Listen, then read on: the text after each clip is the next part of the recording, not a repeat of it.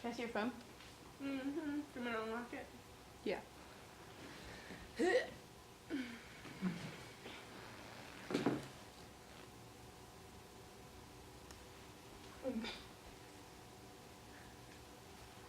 Okay, so how much time do you think you spend on your phone per day?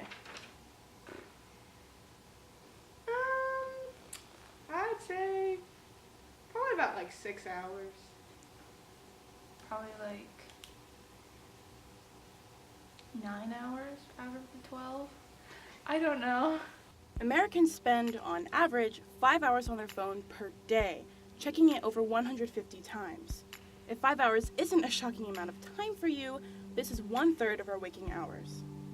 Out of 7 billion people in the world, 6 billion have a cell phone. Compare this to the number of people who have a working toilet, 4.5 billion, and you can see where our priorities lie.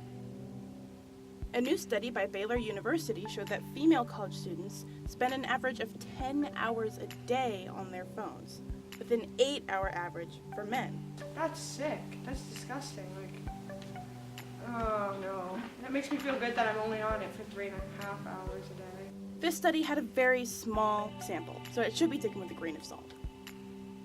However, the study was legitimate, and students used phrases like, "I get agitated when my phone is not in sight," and that cell phone use is, quote, both freeing and enslaving at the same time. This feeling of being, quote, enslaved by phones is not uncommon. Phones are designed to be addictive. I've lost my phone before, and it felt like the world was gonna end. Apps are designed to keep you engaged the longer you spend on them. Social media apps such as Instagram, Facebook, and Twitter are designed to keep the user engaged for an indefinite amount of time with infinite scrolling.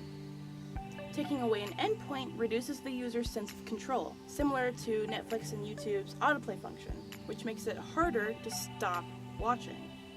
Apps also utilize an idea borrowed from slot machines. According to Robert Breen, a Brown University psychiatrist, individuals who play slot machines become addicted 3 to 4 times faster than any other type of gambling.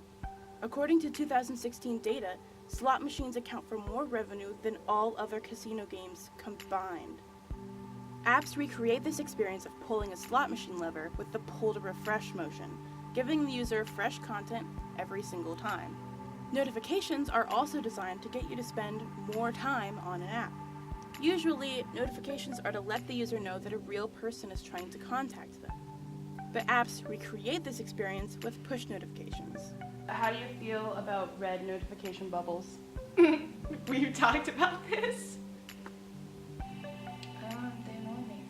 I think that's one of the reasons why I'm on my phone so much, is because I have to get rid of those notifications because they bother me so much. We're not alone in hating red notification bubbles. They're designed that way. A notification in blue or green would not have the same effect as red, and this is proven by eye tracking tests that show users' eyes gravitate towards warmer colors. So how is all of this affecting our bodies and minds? If your head is tilted just 2 inches forward, as if looking down at a phone, the strain on your back is equivalent to a 30-pound child sitting on the back of your neck. This new phenomenon, dubbed text neck, causes upper back pain, shoulder pain, muscle spasms, chronic headaches, and abnormal curves in your spine. Long-term effects include degeneration of the spine, herniated discs, nerve damage, decrease of oxygen intake, and insomnia or sleep apnea. Oh my god. Ooh. Ooh. I would say that I would have pain, sometimes in my neck from reading on my phone. I should definitely do it more at eye level. Constant phone use is also affecting our sleep. The blue light emitted from our phones interferes with our natural circadian rhythm, which regulates our sleep. Less sleep, especially deep sleep, increases chances of diabetes, cancer, and obesity. Research also finds that children who use devices are having delays in speech development. The study found that for every 30 minutes of screen time, there was a 49% increased risk of delays in speech. But what about our emotional states? There is countless research that proves that phones and social media is making us depressed, envious, lonely, unhappy, anxious, and less empathetic. 60% of people said that using social media has impacted their self-esteem in a negative way. There's a lot of pretty people out in the world, and seeing a lot of them all the time, and then me, sometimes it's not great. Part of this is due to the fact that when we look at social media, we only see the best of each other's lives, and this often leads to feelings of inadequacy. Constant phone use has also led to a decrease in empathy. One study showed that from 2000 to 2010, college students went through a 40% decrease in empathy levels. I put haha in almost every text that I send. Do you laugh with every text you No! So our phones are hurting us. What now? There are some things you can do to create a healthier relationship with your phone. Turn your screen to black and white. I've done it. I did it for 2 days. I was in a competition with Jackie, and I could not do it. As we learned earlier, those red notification bubbles, as well as the colorful interfaces of our apps, are designed to draw us in. Therefore, removing color from the equation doesn't make this any more important than this. That's a great move. Turn off all notifications except direct communication.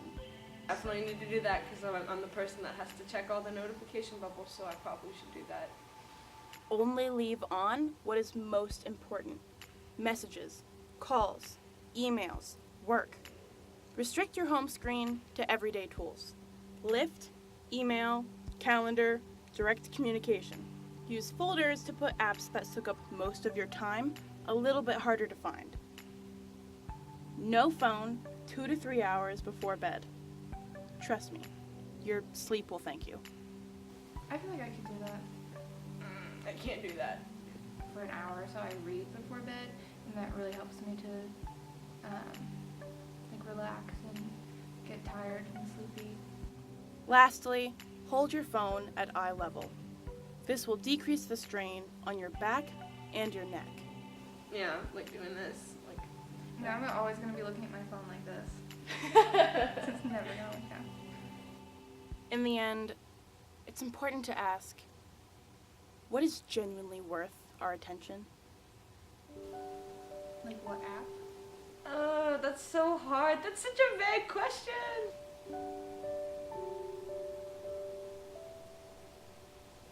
I would definitely say the people in my life. I would probably say the people that I like to spend time with. If you don't know the answer, maybe don't Google it. Put down your phone and find out. Okay, that's it. Put your phone back. Sure. Why not? I think this is a really unique project, and you're killing it. It's really awesome. Like, Thanks. Like I put my phone in black and white, and I never thought that you could even do that before. Like, Jackie, you're just doing great things. Thanks, I'll put that at the end of the video. Professor Pike, give Jackie Richardson that Okay, thanks. Alright, you're done. Bad news, I wasn't recording any of that. A. Nuh-uh. No, I'm joking.